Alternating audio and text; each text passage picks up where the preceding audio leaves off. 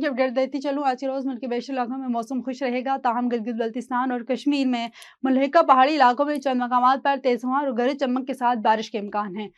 کل کے روز ملک کے بیشتر علاقوں میں موسم خوش رہے گا، تاہم شام اور رات میں بلوچستان، خیبر پختونخوا، گلگت بلتستان اور کشمیر میں تیز ہوا اور گرج چمک کے ساتھ بارش کا امکان ہے۔